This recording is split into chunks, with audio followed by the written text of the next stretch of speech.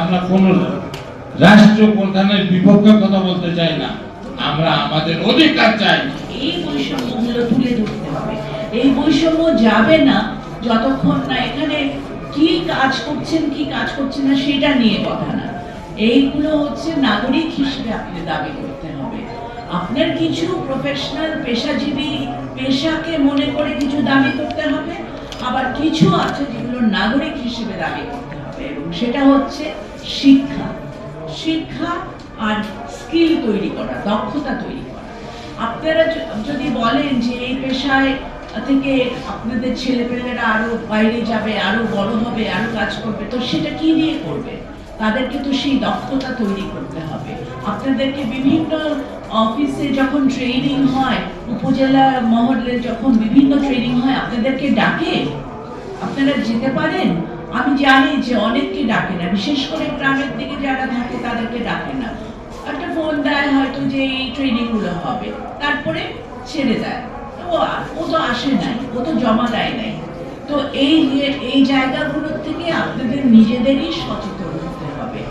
আমাদের জন্য যেটা কেবল সংবাদ সম্মেলন নয়, আমাদের কষ্ট দুঃখ বিজ্ঞ বলবো না, আমরা অভিজ্ঞ। আমরা শুধু দেখি আমাদের কষ্ট আছে, ঠাকুরদার কাছে গিয়ে আমরা বলবো, উনি পথ সৃষ্টি করে আপনাকে দেখাবেন, সেই পদে আমাদেরকে যেতে হবে যেটা সমাধান হয়। তখনই আমাদের এই সংবাদ সম্মেলন, রাস্তার উপরে আমাদের মানববন্ধন সবকিছু আমাদের সাকসেসফুল হবে। উদাহরণস্বরূপ বলতে চাই, দিদি বলছেন যে আপনাদেরকে শিক্ষা নিতে হবে, নারীদের সমস্যা উনি বললেন, সবকিছু তো লেখা, তার উপর থেকে উনি বলছেন। আমিও বলতে চাই দিদি, আমরা সেই গুলশান্না বনানীতে যখন আপনি থাকতেন, সেই বাসায় আপনাদের সাথে আলাপ হয়েছিল, শিক্ষা গ্রহণের জন্য আপনারা সুশীল সমাজ আমাদেরকে বলেছিলেন। আজকে আমরা এই পিছিয়ে পড়া জনগোষ্ঠীর দলিত হরিজন শিক্ষা গ্রহণ করে আমরা এগিয়ে যাওয়ার কথা, সে জায়গায় আমরা পিছিয়ে যাচ্ছি। আমাদের হরিজনদের ভিতরে আমি জানি মেবি না 8 থেকে 10 জন এলএলবি হয়েছে, গ্রাজুয়েশন করেছেন 15 জনের মতো। মেয়ে এলএলবি হয়েছে, পড়ালেখা করার পর বাবা সুইপারের চাকরি করেন ঢাকা বিশ্ববিদ্যালয়তে, ছেলেকে ভালো কিছু করার জন্য একটা অন্য পদের চাকরির জন্য আবেদন করলেন। সে পরীক্ষা পাশ করার পরে যখন ভাইভাতে গেছেন, ভাইভাতে যাওয়ার পরে বলা হচ্ছে, এই তুমি তো কৃষ্ণলালের ছেলেটা, তুমি তার ফাদারের নাম বলে, হ্যাঁ তুমি এই পদে দাঁড়াইছো কেন? তুমি তোমার বাবার জায়গা খালি হলো, তোমাকে চাকরি দেওয়া হবে, তুমি এখান থেকে চলে যাও। যে শিক্ষা প্রতিষ্ঠান বাংলাদেশে শুধু নয়, বিশ্বেতে আমাদের এই ঢাকা বিশ্ববিদ্যালয়ের একটা সুনাম। এরকম অনেক অফিস আদালতে আমাদেরকে বৈষম্য করা হচ্ছে। বৈষম্য কেন করা হচ্ছে? হরিজনদের ঘরে ঘরে মত খোঁজা হচ্ছে, বাবা খোঁজা হচ্ছে। আরে ভাই সরকার, এই বাবা হরিজনদের ঘরে না খুঁজে যেখান থেকে আসতেছে, যারা বিক্রি করতেছে, যাকে আপনি লাইসেন্স দিয়েছেন বিক্রি করার জন্য, আমাকে তো লাইসেন্স দেন নেই খাওয়ার জন্য, তা আমাকে কেন করছেন? 15 দিন আগে নারায়ণগঞ্জ 3টি পাড়াতে আর্মিরা গিয়ে এই জিনিসটা, মানে আমার কাছে তো লজ্জা বোধ হয়। কি জিনিস, কি জিনিস বাধা দিচ্ছেন আপনি? আমাদের জন্য ছাড় ছিল।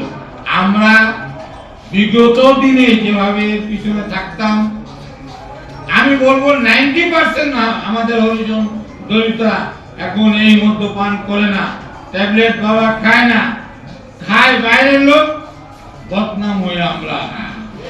আমাদের ছেলে মেয়েদেরকে কিছু করানোর জন্য তারা নানান ধরনের নেশা শিক্ষা দিয়ে, তাদেরকে টাকার প্রলোভ দিয়ে এগুলি করায়। আর যে দেশের জন্য সারা বাংলাদেশের বাঙালি নন বাঙালি যুদ্ধ করেছিল, আমরা হরিজনরা পিছিয়ে ছিলাম না। দিদি যদি আপনি চার্ট চান, আমি চার্ট দিতে রাজি আছি। সাংবাদিক ভাইদেরকে বলবো যে মিরন জিল্লাতে আমাদের 10 জনকে সেই কালের মুজাহিদ বাহিনীরা ধরে নিয়ে ভোর রাত্রে নিয়ে সেই বদ্ধভূমিতে গুলি করে মেরেছেন। আজ পর্যন্ত আমরা বিভিন্ন সমাজের বিভিন্ন নেতাদেরকে নিয়ে অনুরোধ করেছি যে আমরা মুক্তিযোদ্ধা ভাতা চাই না, অন্তত শহীদ হিসাবে তো ভাতা দেন। এই 10টা পরিবারের তারা একটা স্বীকৃতি দেন, কিন্তু আজ পর্যন্ত কেউ আমাদের দিকে তাকায় নেই। অনেক মিডিয়া সহ সবাই গিয়ে ছবি তুলেছেন। আমরা প্রতি বছর নভেম্বর মাসের 22 তারিখে আমরা কিন্তু অনুষ্ঠান করি, তাদেরকে স্মরণ করি, তাদেরকে শ্রদ্ধা করি, কিন্তু সরকার শুধু বলেন, করেন না। আজকে সরকার দায়িত্বে যিনি আছেন, উনি নির্বাচন করানোর জন্য, উনি সংস্কারের জন্য কমিটি করেছেন, বিভিন্ন কমিশন করেছেন, কিন্তু সব জায়গা থেকে তো লোক দিচ্ছেন। আমার কষ্টের কথা আমাকে বলার জন্য কি আমার সমাজ থেকে একজন ব্যক্তি নাই যে আপনি নিতে পারেন? শ্রম অধিদপ্তরে আব্দুর রহমান সোবান সাহেব উনি বলেছিলেন, কৃষ্ণদা যখনই মিটিং হবে আমরা আপনাকে ডাকলে আপনি আসবেন, ও আপনারা সবকিছু রেডি করবেন। দাদা আমরা এটা করেছি, আপনাদের জন্য এটা আছে, ক্যামেরাতে দেখায় দেবেন যে হরিজন আছে। আমরা সেই জায়গায় যেতে চাই না। আমরা যেতে চাই আপনাদের সাথে যখন কথা হবে, লবিং হবে, বার্গেনিং হবে, সেই জায়গায় আমরা আমাদের কষ্টের কথা পেটে ব্যথা না মাথা ব্যথা আমরা বলবো। আপনি কি জানেন? আপনার বাসায় এসে তো শুয়ে থাকেন, বসে থাকেন, আমাদের মতন গরিবের কথা তো শোনার মতন সময় আপনার নাই। আমি সরকারকে বলবো যে সংস্কারের নামে নির্বাচন তো হচ্ছে না, আর আপনার যাদেরকে আপনি দায়িত্ব দিয়েছেন আপনার সেই লোকরা আমাদের লোকদেরকে আরো পিছিয়ে দিচ্ছে। কারণ আপনারা চান আমরা পিছিয়ে পড়া জনগোষ্ঠী পিছিয়ে থাকি।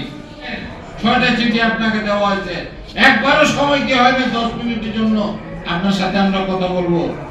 দিদি মাফ করবেন, আজকে আপনার পাশে বসে রয়েছি, ওনার মতো ব্যর্থ লোক আমাদেরকে কোনোদিন চেয়ারে বসে দূরের কথা সামনেও কথা বলার সুযোগ।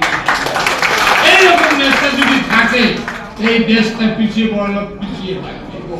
যদি পারলে গুলি করে আমাদেরকে মেরে দেবে, আমাদেরকে দেশ থেকে তাড়াতে হবে না, একটা ব্রাশ পেজ করে মেরে দিবে, আমরা বেঁচে যাব।